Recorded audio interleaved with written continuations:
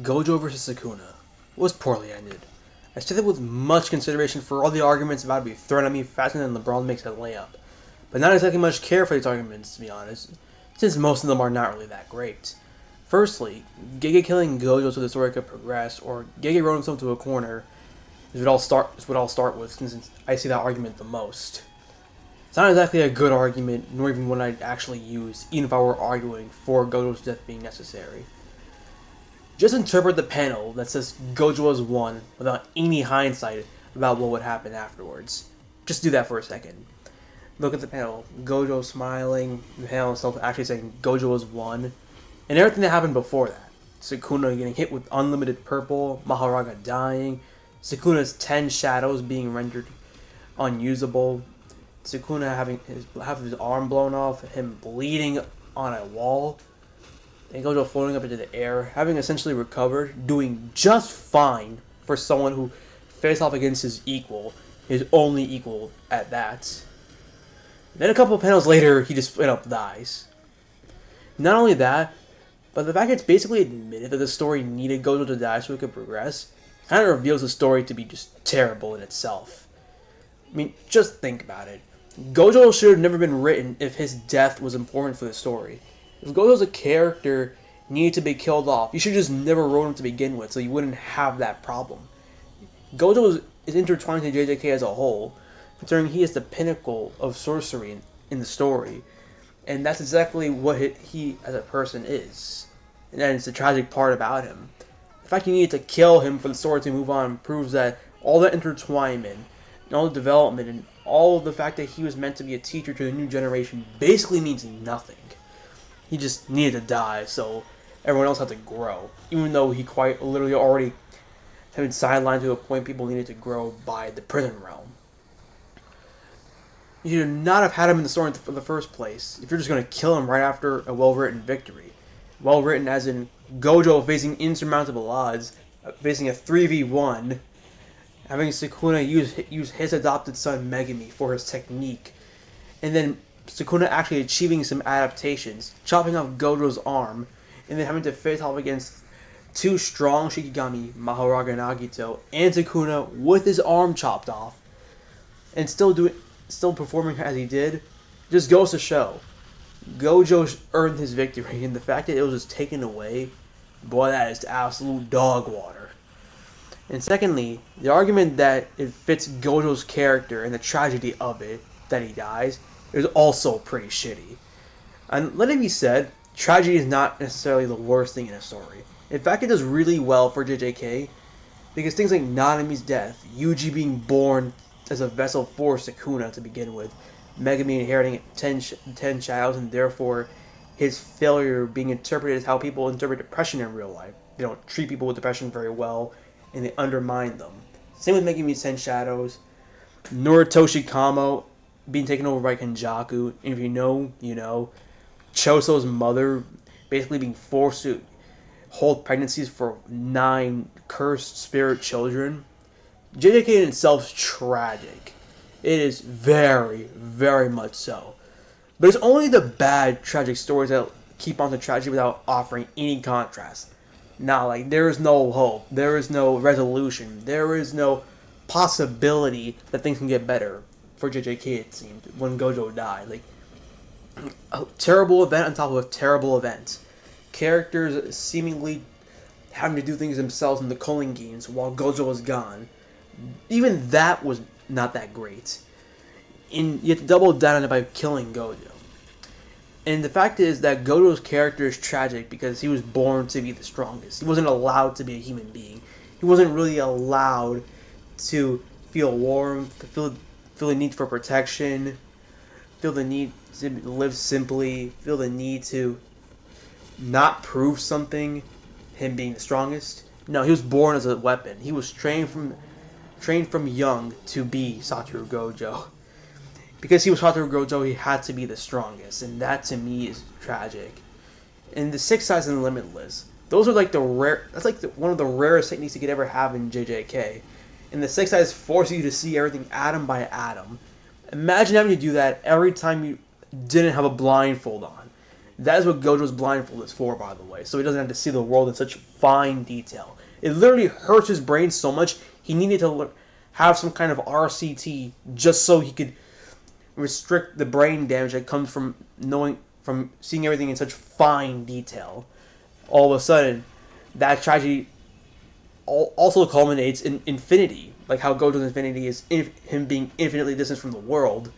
That's also a metaphor for Gojo being so distant and isolated from the world, in the point where he could literally walk on ants without crushing them. That kind of power is not something that you can just have in any other piece of fiction without it being a metaphor for isolation. And such a tragic character like Gojo is just dealt an equally tragic death.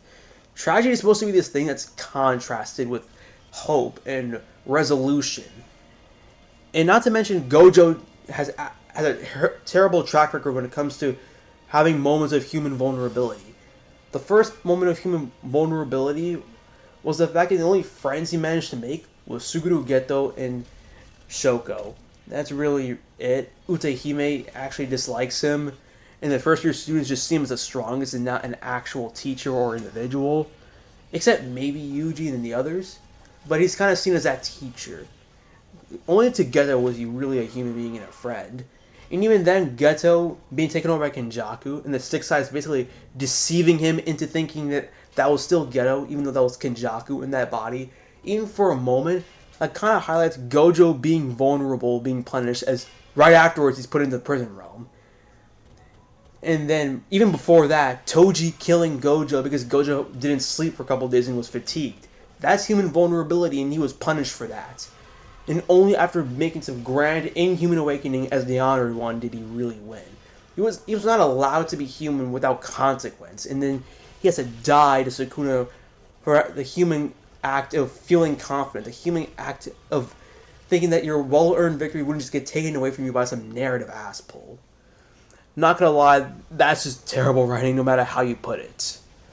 It removes any chance for Gojo to see the philosophy of his humanity and the self-reliance he desperately wanted people like Yuji to develop, grown into something that actually succeeds. Like, his principles didn't get to be seen as more than just principles. Rather, they were just allowed to be merely principles, only until Gojo dies, when that culminates into sorcerers actually fighting Sukuna head-on.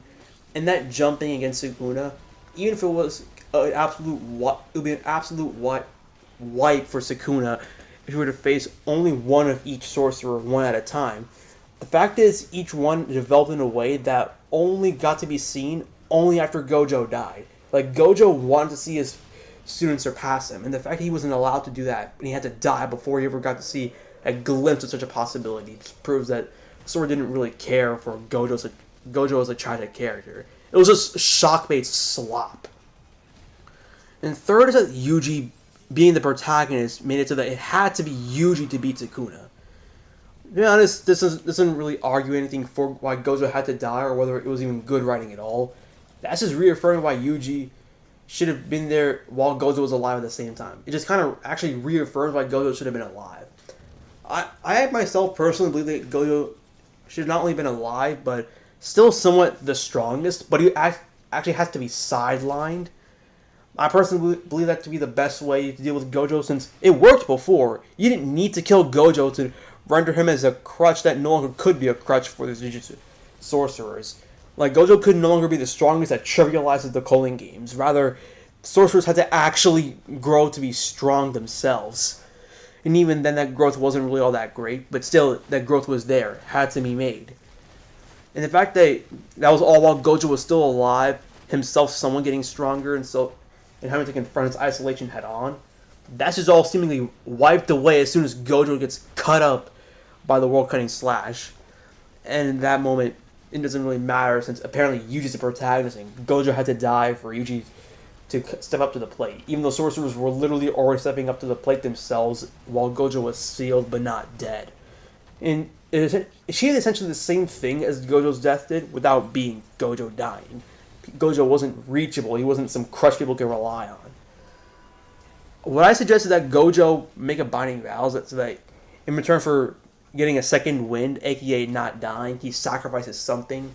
Maybe his infinity is weaker, maybe his six size is at reduced perception or something like that. Something so that he's still technically the strongest, but also he is sidelined. Like he can't just he can't just get back up and fight. Rather, he's basically forced to sit on the sidelines watching his students and the other sorcerers fight the Calamity and most dangerous sorcerer in this era, that being Ryoma and Sukuna. Without Gojo being there to be the bigger crutch than he already was. It gives Gojo a period to rest while also seeing his principles succeed via the sorcerers eventually winning. In fact, everyone knows that Choso actually dies to save Yuji from Sukuna's furnace. Choso wouldn't even have to do that. Some people would genuinely say they would come for Gege just for having that be a thing that existed. Although, that wouldn't even have to happen since that's only there because the precedent of tragedy was set by Gojo dying. Without Gojo dying, Choso wouldn't need to die either. Gojo could have remained the strongest of today, but ultimately, there wouldn't be a precedent that people had to die. There wouldn't be a precedent that Gojo would continue carrying everybody forever. That precedent was shattered the moment the prison realm was unveiled against Gojo. So that doesn't even work. And Gojo could actually advise Yuji and the others. He could even advise Maki, Yuta, hell, even Higuruma if he really wanted to.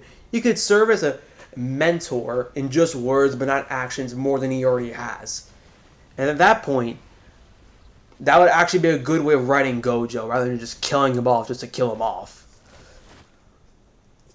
And again, what I'm trying to say, again, I might as well make it clear, Gege is not a bad writer. He is a pretty meh writer that he does some things really, really well. JJK is really well written. Yuji versus Higuruma and Yuji taking accountability for something that he himself didn't do by admitting that he was too weak to stop it.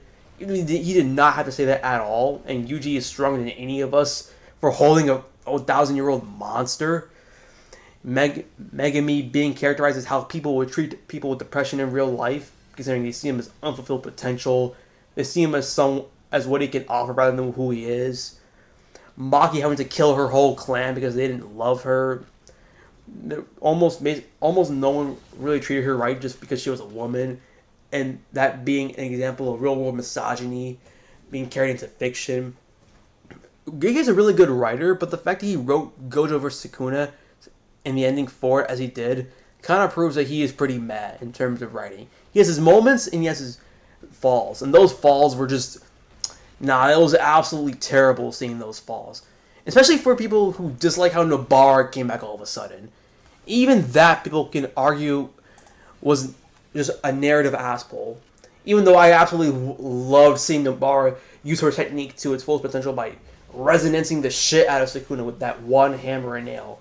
I absolutely loved that, and I loved how Sukuna died as an ugly blob. So that those that don't really see Gojo for Sukuna and the ending of it as this narrative conflict, but rather just, haha, Gojo lost, now have to see their favorite character get turned into a blob alongside him already being an absolute chud.